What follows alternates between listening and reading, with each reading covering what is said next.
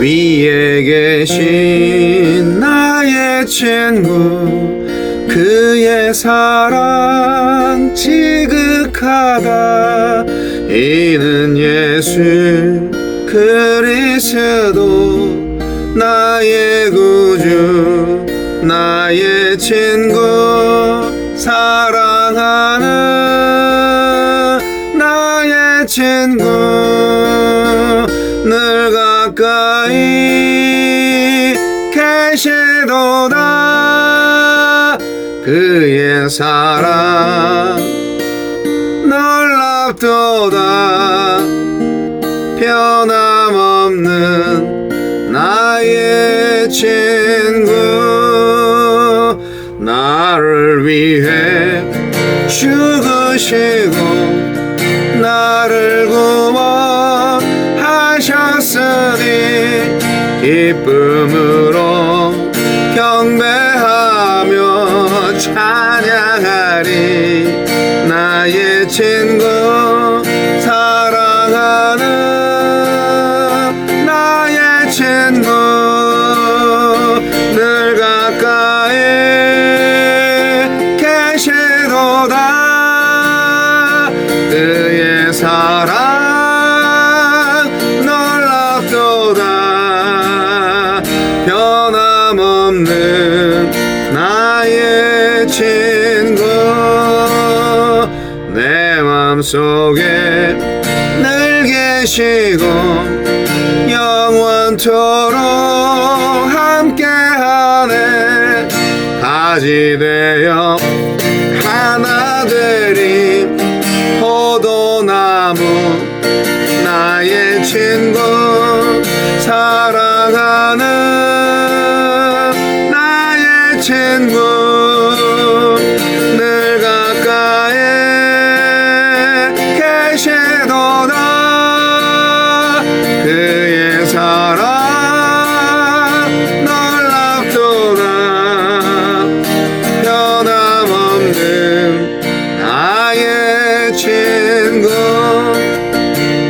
그날이와 황금길에 그의 영광 바라보며 그의 팔로 날 안을 때 만나보리. 나의 친구, 사랑하는 나의 친구, 늘 가까이 계시도다. 그의 사랑 놀랍도다. 변함없는 나의 친구.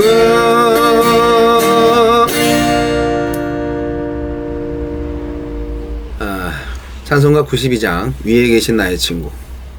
사실은 위에 계신 나의 친구가 아니라 내 안에 계신 나의 친구죠. 예수님, 나의 친구. 하나님이라는 존재가 피조물인 인간에게 친구로 오셨다는 사실 하나만으로도 이 기독교 신앙은 정말 독보적이고 탁월합니다. 어떻게 그렇게 피조물과 친구가 될 수가 있어요? 그것은 바로 예수님의 성육신 사건이 아니면, 성육신의 그 놀라운 은혜가 아니면 가능하지 않죠. 인간 사이에도 계급이 있는데 그 계급을 타파하시고 선생님이 오셔가지고, 구세주가 오셔가지고, 왕이 오셔가지고 친구하자, 이렇게 해주시는 하나님, 이걸 누가 이해하겠어요? 친구로 오신 분이 어떻게 메시아가 될 수 있겠냐, 이런 생각을 할 수가 있겠죠. 우리들이 다 이런 생각을 갖고 있어요. 하나님이란 존재는 친구가 될 수 없다 라는 생각을 갖지 않나요? 네. 그런데 그럼 하나님하고 친구면 나도 하나님과 같은 존재야? 예, 맞아요. 그리스도교 신앙은 바로 우리 비천한 피조물인 인간이 하나님처럼 되는 겁니다. 하나님의 자녀가 되는 거니까. 하지만 교만하지 말아야 할 이유는 아직은 아니다. 그러나 우리 안에 씨앗이 있다. 그래서 계속 만들어져 간다. 그게 현재적 구원이다. 그렇게 이해하시면 되겠습니다. 네, 오늘 잡소리가 많이 길었는데, 자, 매일 성경으로 들어갑니다. 1월 25일 화요일 요한복음 7장 25절로 36절.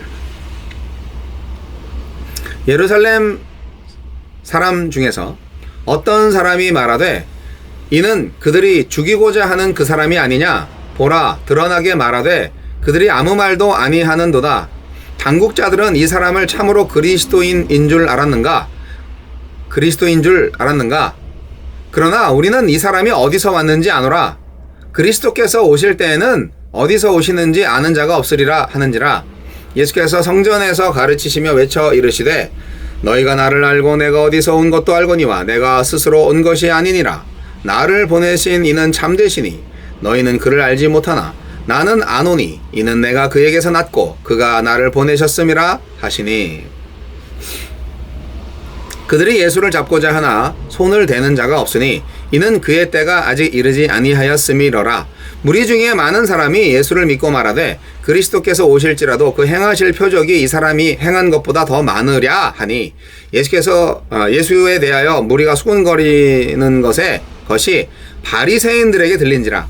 대제사장들과 바리새인들이 그를 잡으려고 아랫사람들을 보내니 예수께서 이르시되 내가 너희와 함께 조금 더 있다가 나를 보내신 이에게로 돌아가겠노라. 너희가 나를 찾아도 만나지 못할 터이요 나 있는 곳에 오지도 못하리라 하시니.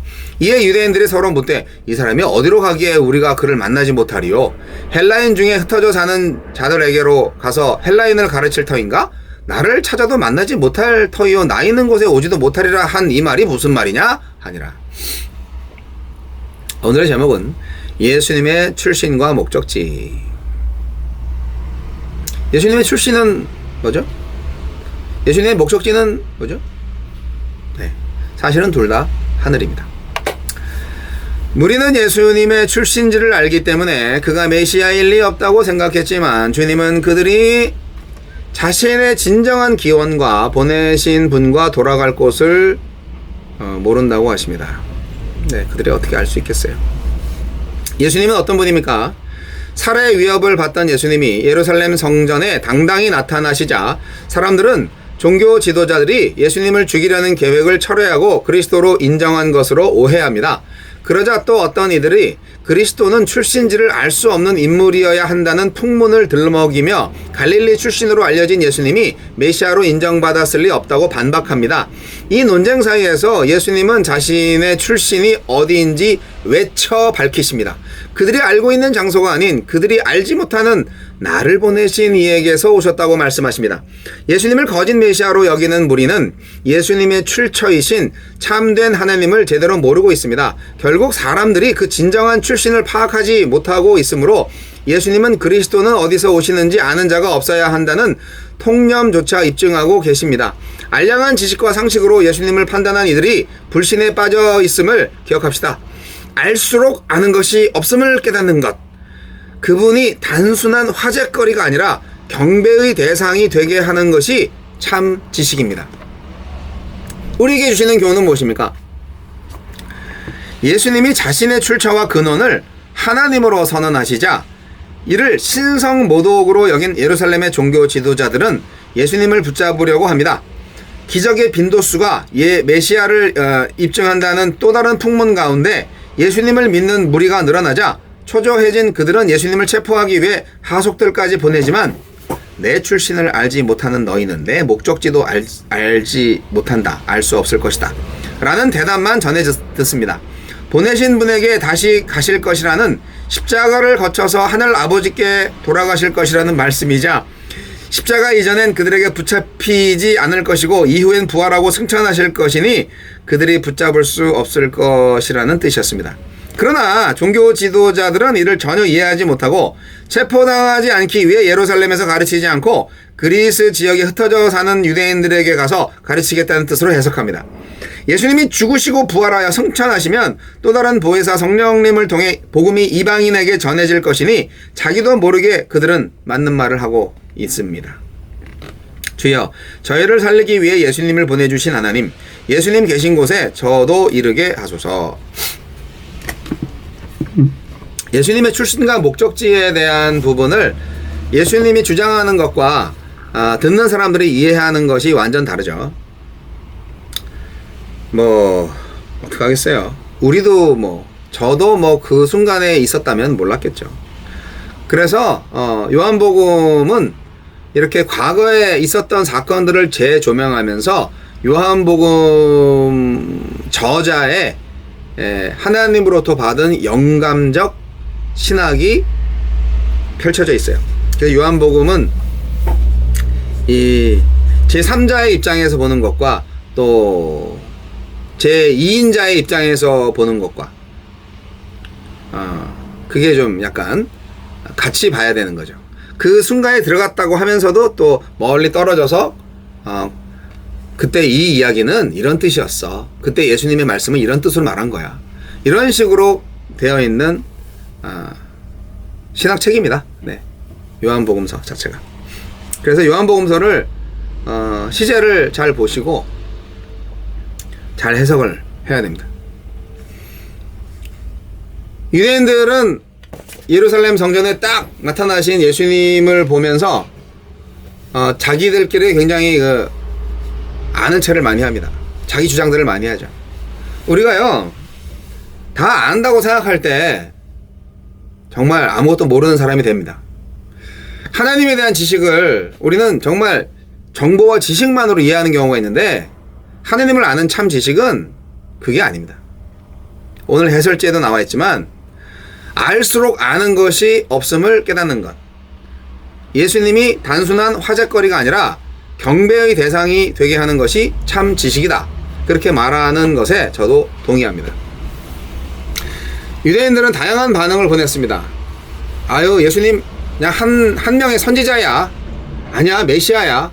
아니야, 피해망상에 사로잡힌 미치광이야. 뭐 이런 여러 가지 해석들을 내놓습니다. 그런데 그런 것들은 다 빙산의 일각이죠. 자기들이 본 예수가, 그리고 자기들이 알고 있는 지식이 다 조각조각이기 때문에 다 정확하지 않습니다.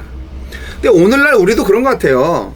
아무리 신학 박사 해봤자 자기가 연구한 그 분야에서만 박사지 뭘 알겠어요. 정말 아는 참 지식은 결국 믿음이에요. 하나님에 대한 믿음이에요. 그리고 행동하는 양심이라고나 할까요? 하나님을 예배하는 거예요. 예수가 진정 하나님의 아들이고 하나님이시고 경배의 대상이라는 것을 알고 경배하게 만드는 것이 참 지식이다. 네, 지식이 행동인지 뭔지 하여간 참 짬뽕이 되는 개념이지만, 여튼 우리가 성경을 보면서 세상의 지식을 많이 가지고 있는 사람들이 정말 좌절할 수밖에 없는, 예수 앞에서는 아무것도 아닌 것처럼 되어버리는 것을 알게 됩니다. 그렇기 때문에 바울 사도가 고백한 거죠. 세상에 아는 지식 다 배설물로 여긴다. 예수를 아는 지식이 가장 고상하다. 우리 모든 그리스도인들이 바로 그래야 하는 것입니다. 당연하죠. 예수 없이 무슨 지식을 자랑하고 무슨 능력을 자랑하겠어요? 우리 안에 예수가 있다면 이미 참 지식을 소유한 것이죠.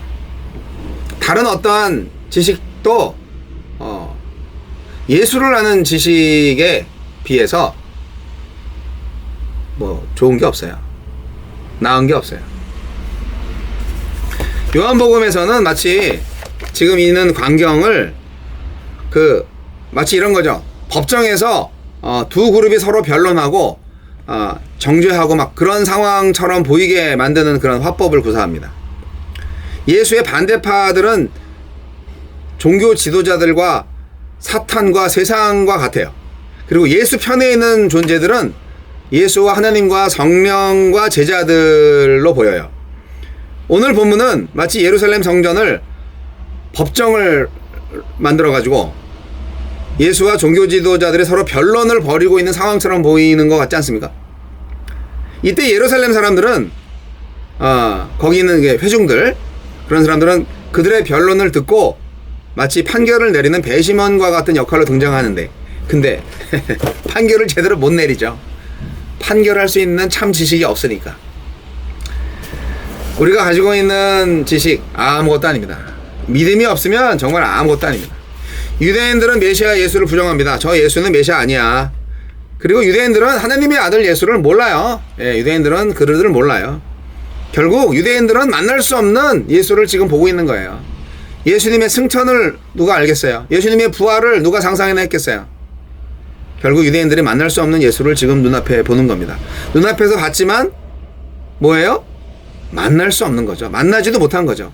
우리가 사람을 만나도 이렇게 자꾸 딴 얘기하고 딴 믿음을 갖고 딴 생각하고 있으면 이게 만나는 게 아니잖아요.